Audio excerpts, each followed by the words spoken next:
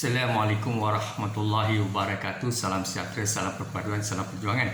Salam Melaka berubah, pintar hijau bersih, segudur-segudur gelai manakam, cepian dan farman yang hauma khaifalikum. Ana bilahar syukran marairan waran inturan umandai caran tacahau. Tuan-tuan dan puan, saya Muhammad Anwar Fahmi Haridas bin Abdullah selaku Presiden Pertubuhan Masyarakat Sivil Negeri Melaka Tampil Lestari.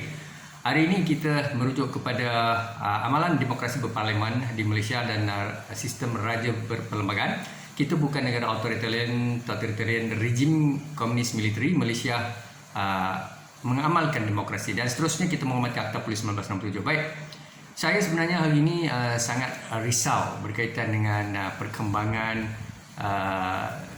politik Malaysia. Perkara ini telah saya ketahui dan saya yakin dan percaya rakyat maklum pada 2018 di mana Kerajaan Barisan Nasional telah tumbang dengan tragis hanyalah disebabkan oleh isu berkaitan dengan pelbagai pendedahan berkaitan dengan skandal rasuah dan salah guna kuasa serta ketirisan. 60 tahun atau melebihi 60 tahun Barisan Nasional memimpin negara, sudah pastilah mereka akan ada kelemahan-kelemahan ataupun berkaitan dengan isu-isu salah guna kuasa dan jenayah ini. Kerana terlalu lama memimpin Malaysia, mereka berpengaruh dan mereka sudah pasti boleh menguasai Federal State Local Government ataupun ketua-ketua jabatan, ketua pusat tanggungjawab.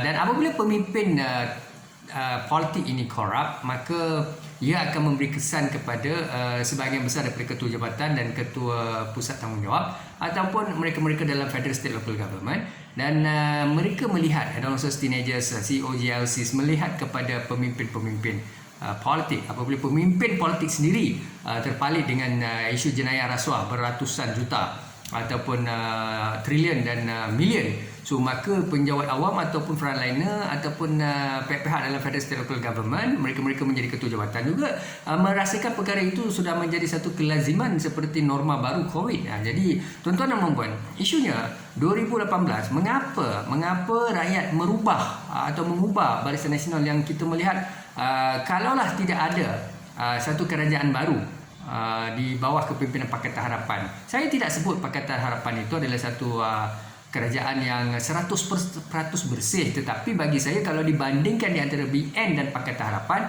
bagi saya 70% Pakatan Harapan lebih bersih dan juga lebih good governance in term of leadership ataupun mereka berintegriti. 70% tapi bukanlah 100%. Baik, sebab sebahagian besar daripada pemimpin-pemimpin yang ada di pakatan memang mereka mempunyai agenda untuk membersihkan ataupun disebut transformasi dari segi meninggalkan amalan-amalan rasuah, ketirisan, salah guna kuasa, berlaku adil kepada rakyat, mengagihkan kekayaan ekonomi negara kepada pelbagai masyarakat dalam Malaysia ini. Tetapi persoalan saya adalah mengapa rakyat memilih Pakatan Harapan 2018.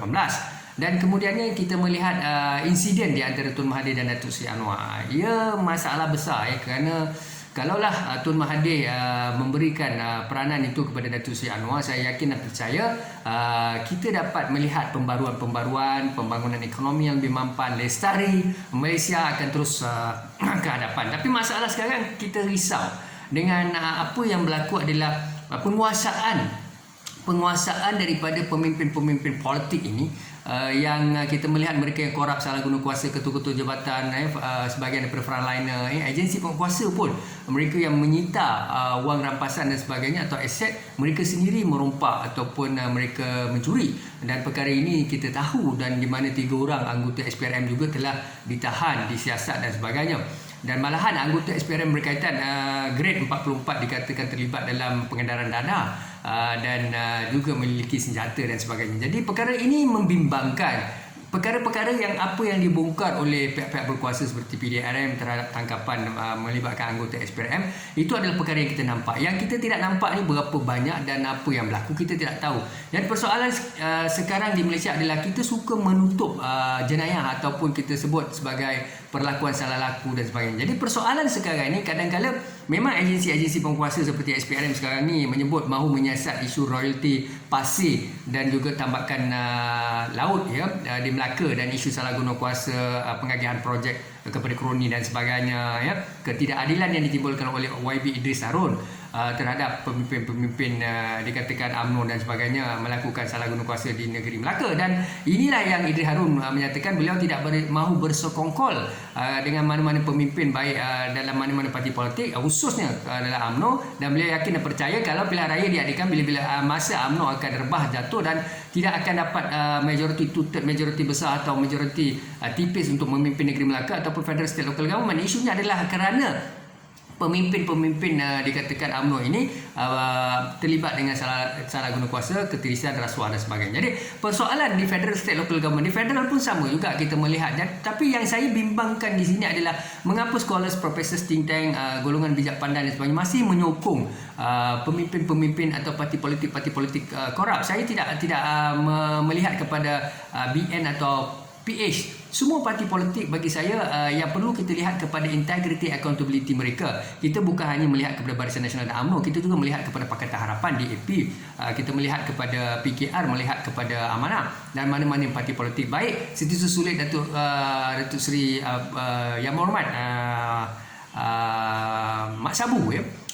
Kita melihat terpalit dengan isu berkaitan dengan rasuah juga ditahan oleh SPRM. Dan di Melaka ada seorang adun di bawah Pakatan Harapan 2018 yang mana terpalit dengan 100,000 isu penyelewengan dan didun lendu ya. Jadi perkara ini memperlihatkan kepada kita ahli Dewan Undangan Negeri dan ahli Parlimen, tidak kira dalam BN atau Pakatan, mereka yang tidak berintegriti, accountability dan bermaruah, berprinsip ini berlaku dan wujud. Persoalan saya sekarang ni, kalau tanya pada saya agak bimbang kerana bila pilihan raya negeri Melaka diadakan ataupun pilihan raya peringkat nasional PRU15, kita akan dapatlah kualiti kepimpinan yang sama, pemimpin-pemimpin korup. Jadi persoalannya bagaimanakah keadaan ini kita mahu duduk dan masih di bawah kepimpinan pemimpin-pemimpin yang salah guna kuasa. Ada kes mahkamah 80 kes, 87 kes, 60 kes, 45 kes. Tuan-tuan dan perempuan, di Malaysia, scholars, professors, think tank, frontliner, mereka-mereka yang bijak pandai menganggap perkara ini satu kebiasaan dan mereka masih mencium tangan, masih menghormati, masih menyokong, masih lagi bersama dengan pemimpin-pemimpin yang kleptokrat, salah guna kuasa. Di sinilah saya rasa tercabarnya integriti ilmu yang saya belajar ya. Saya yakin dan percaya amalan-amalan yang kita dapat daripada orang-orang yang baik, daripada ibu bapa kita, keluarga, guru-guru kita, pensyarah-pensyarah kita masa kita belajar, daripada orang baik-baik, daripada ulama dan sebagainya. Perkara ini tak boleh nak di-apply ya. Kita rasa saya tidak tahu apa perasaan tuan-tuan di Malaysia, apa yang tuan-tuan fikir, tetapi saya setiap hari saya rasa risau dengan keadaan ini. Dan saya rasa bagaimanakah doa-doa kita ya, bagaimanakah harapan kita. Sebenarnya kita mahu Malaysia ini, kita tidak mahu melihat lagi pemimpin kleptokrat, salah guna kuasa, pemimpin legasi yang berumur bertahun-tahun, hampir 100 tahun masih lagi nak menjadi ahli parlimen dan adun ya. Orang yang 60 tahun 70 tahun lagi dalam politik Malaysia ya, idea lebih kurang sama, naik turun parlimen ya, berhujah 2-3 patah kata ya. Kemudiannya lepas itu masih memimpin, membina legasi, gaji mereka 60,000, 70,000, 100,000 setiap bulan ya. Jadi apa bagaimana pula gaji rakyat, bagaimana kesusahan rakyat, keperitan rakyat, ada yang bunuh diri, ada yang tertekan, ada yang menjual harta tanah dan sebagainya kerana mereka kesempitan kewangan dan sebagainya. Jadi persoalan saya di sini, kita melihat sudah sampai masanya untuk kita rakyat Malaysia, khususnya pengundi, memikirkan perkara ini secara serius. Dan saya sentiasa mendapat ancaman, ugutan, penjumutan, pembulian, tekanan, tidak diberikan ruang dalam media, tidak diberikan ruang dalam media cetak, media elektronik dan pelbagai platform, ataupun untuk memegang apa-apa jawatan penting dan sebagainya. Ini disebabkan oleh mereka bimbang kerana saya seorang yang berintegriti, tegas dan menegakkan kebenaran, tidak mahu aspek kezaliman ataupun memilih bulu bangsa, memilih bulu bangsa, kaum dan sebagainya. Saya tidak suka perkara-perkara itu, sebab bagi saya memeluk Islam ni kenapa mengapa. Jadi saya beritahu pada tuan-tuan dan puan, sebenarnya Islam ni saya melihat keadilan. Islam ni saya melihat kepada kesamarataan dan juga memberi berpihak kepada yang sepatutnya, dan Islam ini tidak pernah membandingkan bangsa, kaum dan agama dan sebagainya. Tapi bila saya berada dalam Islam dan saya mendapat keimanan dan sebagainya, saya melihat situasinya agak berbeza kerana penindasan, kezaliman, salah guna kuasa. Pejabat agama pun saya tengok dia sebahagian daripada ulama kita pun tak ada integriti, ada yang korup, salah guna kuasa. Datuk Ayuhan Maidin Pici, tuan-tuan boleh Google dalam internet, YouTube, beliau menyatakan ramai ulama, ustaz-ustaz ni melakukan rasuah. Beliau tahu, dan beliau menyatakan pemimpin politik juga sama, mereka yang pergi ke umrah haji dan meminta ampun taubat pada Allah Subhanahu Wa Taala, balik di Malaysia melakukan rasuah, ketirisan, salah guna kuasa. Jadi persoalan ini, kita nak percaya kepada siapa? Kepada scholars, profesor, kita nak percaya kepada ulama atau pemimpin? Tuan-tuan, kita melihat Malaysia ni, saya melihat dah satu tahap tu yang sangat-sangat tidak berintegriti, dan sudah sampai masanya. Sebab sekarang ni mereka mahukan kuasa politik, mahu menjadi kerajaan dan sebagainya, tutup kes-kes rakan-rakan, tutup kes-kes salah guna kuasa, dan mereka menganggap kita yang belajar, kita yang solat, kita yang berintegriti ni seakan-akan bodoh, jahil, dan kita terus diamkan diri dan lupakan segala-galanya, dan mereka perintahlah ikut suka hati mereka, dan mereka senang lenang. Jadi apa sudah jadi dengan kepimpinan Malaysia, pemikiran sarjana, scholars, professors, think tank? Sebab saya melihat profesor, scholar, think tank, mereka-mereka yang sarjana dan sebagainya, dia orang ni pun satu masalah kerana dia tak berani nak bercakap apa, ataupun mereka ada sebahagian yang mengampu, membodik dan sebagainya, makan dedak. Sebab apa? Ini kata kunci daripada Tun Mahathir saya pinjam, kerana disebabkan mereka mahukan jawatan kedudukan mereka terbela. Sebab kalau mereka against the government atau the government of the day, mereka tidak akan dapat jawatan, tidak akan dinaikkan pangkat, tidak akan diberi mandat untuk menyambung kontrak mereka 2 tahun, 3 tahun, 2 penggal, 3 penggal. Ini yang berlaku dalam sistem. Tapi kalau saya lah tuan-tuan, saya atau tuan-tuan dan siapa yang ada integriti, dia bagi kita jawatan ke, tak bagi kita jawatan ke, dia naikkan pangkat ke, dia tak naikkan pangkat, kita tidak peduli. Bagi kita tidak menerima 1 sen rasuah ataupun 1 juta rasuah. Jadi orang macam kita ini perlu sepatutnya terus ke depan, dan kita mestilah ramai lagi anak muda belia, think tank, scholars, professors, frontliner yang berintegriti, beraccountability seperti ini. Tapi hari ini dunia memandang kita hina, tetapi kita punya media dalam Malaysia ni, dia memberikan maklumat seakan-akan negara kita ni everything okay, semua tak rasuah, tak ada apa, semua under control, kerajaan okay, everything flexible, pilihlah kerajaan yang sama, pemimpin yang sama. Apa sudah jadi dengan CEO media ni, media prima bernama, macam-macam media, berita harian utusan, memang kita tahulah ini semua media-media, tidak kira lah apa media pun, kalau mereka di belakang mereka, shareholder mereka adalah pemegang-pemegang saham di kalangan orang politik. Jadi ini menyebabkan media ini menjajah mentaliti, agenda setting teori, bullet teori, yang mana menjajah pemikiran rakyat melalui surat khabar, akhbar dan sebagainya, memberikan maklumat kononnya semua stabil, tidak ada masalah. Jadi kes teknikal, malu tuan-tuan, macam SPRM, dia bawa beberapa kes di mahkamah, penatlah pegawai dia mendakwa dan sebagainya, buka kertas siasatan dan sebagainya, merujuk ke pendakwa raya, dan akhirnya diberikan kompound 1 juta isu kes dana kewangan. Jadi pemimpin politik relax je dalam media, dalam TV turun padang dan sebagainya, pergi sana bilik gerakan, sana bilik gerakan, sini, menyatakan bahawa everything in order. Itu adalah dendam kesumat politik, pertuduhan politik, pertuduhan terpilih dan sebagainya. Apa cerita ni tuan-tuan, anak rakyat Malaysia ataupun wanita ataupun siapa lah, rakyat dia akan umbi yang mencuri melo untuk anak susu, nak berikan susu pada anak dan sebagainya, ataupun mencuri wang di surau dan masjid dan sebagainya, mereka dihukum, ditangkap dan dipenjarakan. Tapi pemimpin politik boleh diberi tawaran compound, bayar compound, akhirnya SPRM tutup kes, pendakwa raya tutup kes, mahkamah pun lepaskan dan sebagainya. Mereka rasa mereka tak bersalah, dan mereka pukul canan dan beritahu rakyat seluruh Malaysia, dalam dan luar negara, bahawa mereka cuba disabitkan di mahkamah kerana dendam kesumat politik di kalangan pemimpin-pemimpin tertentu, dan apa yang berlaku pada mereka bersih, mereka tidak terlibat dalam rasuah dan dana politik itu halal. Dan sekarang ini mahu ada dihadirkan akta dana politik itu sebagai halal dan sebagainya. Apa dah jadi dengan Malaysia ini? Dan saya melihat, saya lahir di Malaysia, kadang-kadang kita melihat sakit tengok sistem di Malaysia, pemimpinnya korup, ulamanya pun korup, frontline dia pun korup, think tank dia pun korup, scholars, profesor dia pun korup. Kenapa saya kata scholar, profesor? Naik chancellor pun rasuah. Tuan-tuan rujuk kes mahkamah di kes SPRM bawa di Terengganu. Kalau saya kata al-fitnatul asyarru min ahad, maknanya itu fitnah, tetapi ini betul. Tetapi kes tu pun senyap. Ya, banyak kes-kes profil tinggi dan sebagainya, entah siapa masuk campur apa semua, dan perkara itu senyap. Cuba rakyat biasa buat, ditangkap, didakwa dan sebagainya, kan dia tak ada lawyer, tak ada peguam bela, peguam cara. Jadi setiap hari saya memikirkan perkara ini ya. Kalau kita bolehlah, kata orang, kita diamkan diri ya, kita fokus diri kita ya, kita tidak ambil pot, tak kisah dan sebagainya. Tapi orang yang beriman, intelektual, mereka yang berintegriti, resah ya, gelisah ya, tengok dengan politik Malaysia ini ya, memperbodohkan rakyat. Jadi yang paling sedihnya adalah pengundi-pengundi Malaysia ni, baik Melayu, India, Cina, Sabah, Sarawak, Kedah dan Portugis. Kita tidak nampak ke? Saya tidak sebut. Bagi saya bukan nak fanatik dengan parti politik. Bagi saya BN atau Pakatan Harapan atau mana-mana calon bebas, individu yang mau bertanding dalam pilihan raya, calon pilihan raya DUN dan Parlimen, tuan-tuan pilih yang berintegriti, accountability, yang berkarisma. Tetapi tuan-tuan, macam mana tuan-tuan boleh pilih pemimpin yang lama? Dia bagi tuan-tuan RM50, RM60, RM100 duit apa ni, naikkan bendera, duit kempen pilihan raya dan sebagainya. Tuan-tuan angkat dia, tuan-tuan bagi dia orang mandat, beri peluang, dan dia pandang kita macam sampah, macam tikus ya, tikus makmal ya. Mereka menganggap kita ni tak ada maruah, tak ada prinsip. Setakat RM50 kita tutup mulut, kita undi, kita bagi mereka. Dan mereka duduk di atas ni bukan main, jadi menteri, timbalan Perdana Menteri, menteri, Perdana Menteri dan sebagainya. Mereka mencaturkan segalanya di Malaysia.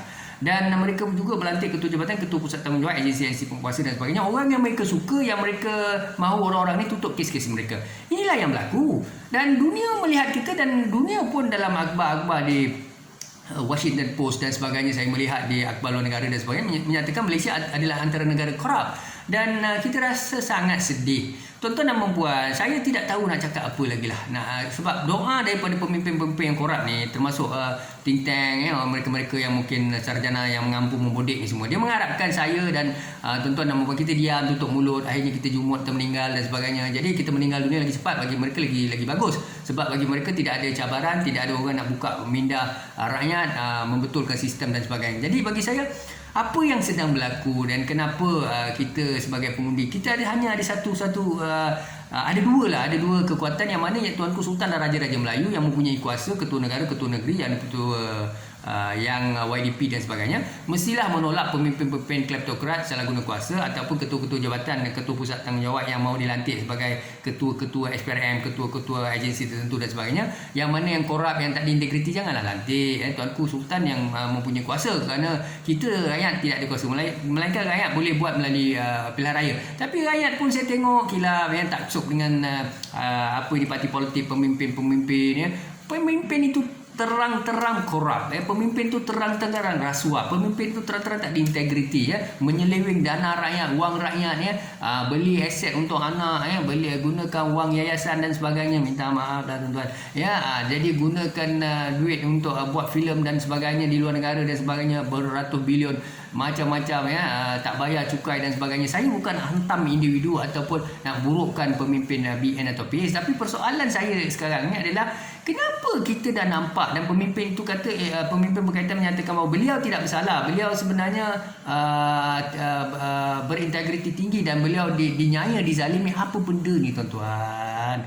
Ya Allah, sudah terang lagi bersuluh ya. Dan saya paling sedih adalah scholars, professor, think tank dan sebagainya, ketua-ketua ini, mereka ni tutup mulut dan sebagainya. Mereka menyokong pemimpin-pemimpin tertentu, sebab mereka tahu kalau yang naik itu Pakatan Harapan ataupun DAP dan sebagainya, mungkin saya sebut tadi 70% daripada pemimpin Pakatan Harapan ni, dia ni berintegriti, beraccountability, dan mereka tidak akan benarkan rundingan terus, tender, projek dan pemberian tender dan sebagainya. Mereka mahu open tender dan sebagainya. Mereka tidak mahu berlaku rasuah dan sebagainya. Setiap audit bebas akan dilantik, dan audit dalaman, audit bebas, auditor, di mana untuk melihat bajet wang yang dibelanjakan dan sebagainya, amalan ketirisan rasuah akan dihapuskan. Seterusnya ketua-ketua jabatan yang berintegriti lain. Jadi ketua-ketua jabatan, scholars, professors yang jenis tidak akan dapat jawatan, kedudukan dan sebagainya, mereka tidak mahu kerajaan pakatan ataupun DAP dan sebagainya naik, kerana mereka bimbang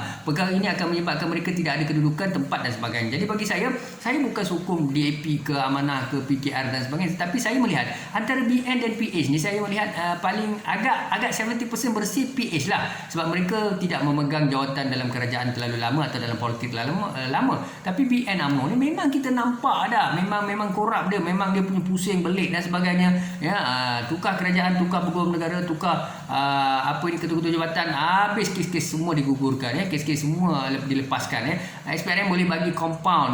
Jadi saya tak tahulah kalau macam tu apa guna ada SPRM. Kalau macam tu gaya, semua orang yang terlibat dalam rasuah suruh mereka bayar, tutup kes lah. Tak payah bawa ke pendawaran, tak payah bicara dekat mahkamah. Jadi kenapa undang-undang 2 darjat ni untuk pemimpin lain, untuk rakyat lain, rakyat yang tidak mampu, tidak terkenal dan sebagainya, ditangkap, dipenjarakan. Jadi apa sudah jadi dengan Malaysia? Jadi sebab itulah saya sebenarnya berasrat, bukan saya kemaruk sangat nak masuk politik ke saya nak jadi adun dalam parlimen. Tidak, saya lihat you need a power to make a change. Jadi saya tak tahu macam mana lagi saya nak buat. Sebab bagi saya, kalau saya bercakap dalam video, audio, menulis dan sebagainya, tak boleh nak sampai sebab mereka kontrol. Sebab media mereka pegang, media elektronik, media apa ni, Facebook dan Twitter dan sebagainya. Jadi kita tahulah sangat sukar. Jadi bagi saya bukan attacking government atau opposition atau BN atau PH, tapi saya mahu supaya kita dapat memilih ketua-ketua jabatan yang berakhlak mulia, berintegriti, beraccountability di kalangan BN dan PH ataupun mana-mana parti calon bebas. Jadi rakyat Malaysia juga perlulah memberi ruang dan peluang kepada calon bebas daripada NGO atau siapalah yang nak bertanding. Kalau awal iman saya sendiri pun masuk politik satu hari nanti, tuan-tuan kena tengoklah saya ni betul-betul berintegriti. Jangan hanya undi BN ataupun PH. Tuan-tuan, sebab dalam BN dan PH ni mereka dah ada orang-orang mereka. Jadi kita nak masuk BN tak boleh, nak masuk PH tak boleh, sebab ruang itu tidak ada, sebab mereka dah ada cara-cara mereka. Dan bagi saya tidak pentingnya saya masuk politik atau orang lain melibatkan diri dalam politik. Yang pentingnya calon-calon BN atau PH itu sepatutnya berintegriti. Tetapi kalau kita tengok calon-calon BN yang ada ataupun PH yang sedia ada dalam parti politik di Malaysia ni memang korup. Kita melihat bagaimanakah salah guna kuasa dan mereka bebas, mereka tidak ada sifat malu, tidak takut, mereka menyatakan ini adalah pertuduhan terpilih, dan ada pula sekolah profesor menyokong pula orang-orang ini dan mereka menyatakan hak Melayu akan hilang, hak Bumi Putera akan hilang, dibomong-momokkan, ditakut-takutkan dan mereka bersama dengan pemimpin-pemimpin kleptokrat dan sebagainya. Jadi saya pun rasa sangat-sangat kecewa dan saya tak tahu macam mana lagi kita nak buat. Sebab nanti isu brain drain ni ramai yang keluar daripada Malaysia, tinggalkan Malaysia. Jadi Malaysia macam tu je lah, dipimpin oleh pemimpin kleptokrat yang mereka kumpul kekayaan, kita miskin. Daripada 64 tahun sampai sekarang kita merdeka, kita tak boleh jadi mencapai status negara maju. Ini apa masalah Malaysia ni? Sebab inilah, ada khazanah, ada harta, ada kelapa sawit, minyak, petroleum, apa yang kebas, yang sapu, yang bolot, semua itulah jenis-jenis apa ni, mereka-mereka yang terlibat dalam corruption. Saya nak tanya, YB Idris Harun ni, dia mantan Ketua Menteri Melaka. Dia memang orang kuat UMNO, Barisan Nasional. Dia punya UMNO dia memang taksub habis. Kita kenal, saya pun kenal beliau lama. Tapi bagi saya, bagaimana beliau boleh mendedahkan, menyatakan pemimpin-pemimpin UMNO yang sedia ada sekarang ni korup, salah guna kuasa, ketirisan. Dan kalau orang ini yang ada, ini bukan berlaku hari ini Datuk YB Idris Harun. YB Idris Harun pun tahu cerita rasuah dalam BN UMNO ni lama, tapi YB diam je. Tapi sekarang saja YB bunyi, saya tahu perkara itu dan kita tahu. Dan apabila saya bercakap, orang lain bercakap, ramai saja yang pemimpin yang menyatakan kita ni talam dua muka, lalang, kita duduk dalam konon-konon menyokong UMNO, sebenarnya adalah penyokong kuat Datuk Seri Anwar. Kita ni ada akal, ada iman, ada otak Allah bagi. Jadi kita tidak kira lah PH atau pakatan. Bagi saya, kalau PH atau pakatan, kalau Perdana Menteri, Jemaah Menteri, Menteri Kabinetnya korup, salah guna kuasa, mestilah saya tegur, mestilah saya tak suka. Tapi jangan kata, kalau kenapa YB Idris Harun sekarang baru rasa tak puas hati dengan Datuk Seri Sulaiman Mat Ali dan juga Datuk Seri Abdul Rauf ni, jadi bagi saya, sedangkan isu pasir di Melaka ni bukan baru, PRU13 dah ada, ramai yang terlibat, saya pun tahu perkara itu. Dan rakyat negeri Melaka dan ramai yang tahu cerita-cerita yang siapa jual pasir, siapa orang tengah. Ramai pemimpin lama terlibat dalam isu pasir di negeri Melaka ni. Tapi bila timbul isu sekarang ni, YB Idris Harun bawa isu ni, ramai yang menggelabah dan takut dan sebagainya. Dan mereka mahu kuasa UMNO dikembalikan, UMNO berkuasa, dan mereka mahu ketua menterinya orang UMNO dan sebagainya. Untuk apa ni sebenarnya? Jadi bagi saya, macam di federal lah, bila naik je pemimpin-pemimpin yang ada rasuah, kleptokrat dan semua, tutup kes. Tak ada kes. SPRM pun kata dah siasat, tak ada kes habis semua. SPRM tangkap apa? Ditangkaplah orang-orang yang tak ada lawyer, yang ni orang rakyat biasa, orang biasa, polis yang rasuah 2-3 orang ni, penguasa yang rasuah yang tangkap lepas tu didakwa, dibuang kerja, digantung. Tapi pemimpin politik, pemimpin ahli-ahli politik ni diberi kompaun. Ni apa cerita ni? Kalau macam tu baik bagi pada anggota penguasa yang korup, yang minta duit kopi ataupun minta tak ada lesen, tak ada lotek apa semua. Bagi je lah mereka kompaun, habis cerita, tak payah dakwa mereka, tak payah buang kerja mereka. Apa benda ni cara solusi? SPRM saya tidak faham, dan bila saya bercakap akan adalah scholars, professors, think tank yang mengampu, yang memodek, menjilat ini akan memburukkan saya, maki hamun saya, menjumukkan saya secara halus, secara langsung, tak langsung dalam WhatsApp, dalam grup tu grup ini. Saya tahu, saya bukan bodoh, umur pun dah 47, lama dah saya duduk dalam NGO, community politik dan sebagainya. Saya boleh hidu cara mereka, cara nak menjumukkan, tak beri kedudukan jawatan, tak bagi penglibatan, dan cuba menggunakan kawan-kawan mereka dalam agensi penguasa dan sebagainya, menekan saya secara langsung dan tak langsung. Tak apalah, bagi saya yakin dan percayalah, sebenarnya rakyat kita akan bangkit. Kita sebenarnya bukan benci kepada BN atau PH ataupun mana-mana parti politik. Yang masalahnya kita benci pada rasuah, pemimpin-pemimpin sekolah, profesor menjilat, membodek, mengampu, dan kita juga tidak suka kepada pemimpin politik yang rasuah dan sebagainya. Mereka rasa mereka baik. Jadi saudara dan saudari, itulah dia yang saya setengah buat. Saya memang diancam, diugut, diberi tekanan, dipulaukan, dijumutkan, itu saya tahu. Tapi bagi saya ni negara saya, ini negeri saya, kita duduk sini, kita beranak sini, kita lahir sini. Saya tak tahu apa lagi saya nak buat. Jadi saya percaya dan yakin saya tak pernah ambil rasuah dan minta rasuah. Tetapi orang yang ada ni dalam frontliner pun sama, politik pun sama, kepimpinan pun sama, scholars, professors, Night Chancellor di Terengganu pun sama. Jadi apa sudah jadi dengan Malaysia? Allahu Akbar, Subhanallah. Ustaz pun rasuah, jabatan agama pun terlibat dengan rasuah, lantik kroni-kroni mereka jadi ketua-ketua jabatan, ketua pusat tanggungjawab, pemimpin korup, ulama korup, frontliner korup, agensi korup. Ayo kada balik. Tak tahulah apa nak cakap lagi, tuan-tuan. Subhanallah, astagfirullah. With that, syukran dan terima kasih. Assalamualaikum warahmatullahi wabarakatuh.